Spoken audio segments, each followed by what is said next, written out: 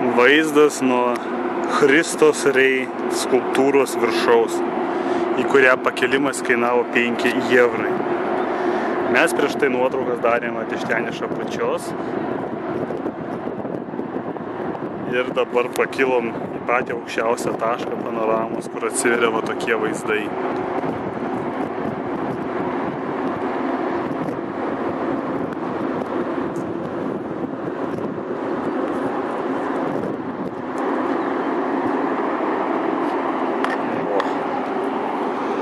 Pats Dievas iš arti tai atrodo taip rimtai.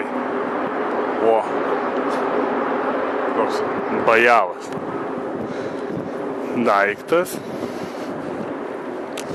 O čia galima pasidaryti į visas 4 Lisabonos pusės nuo jo. Čia va tuo keliu mes atvažiavom. Vasco da Gama Bridge.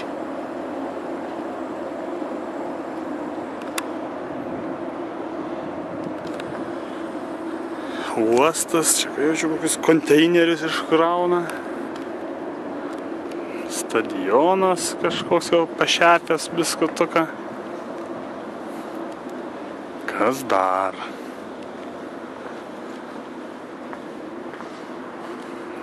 Vo. Autostradito. Mokamai keliai, va. Ten reikia susimokėti, kur visos mašinos stovi.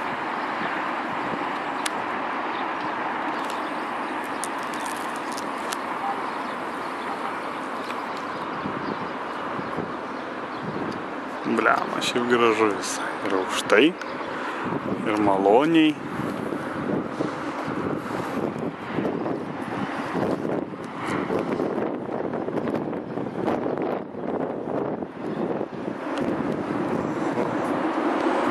O.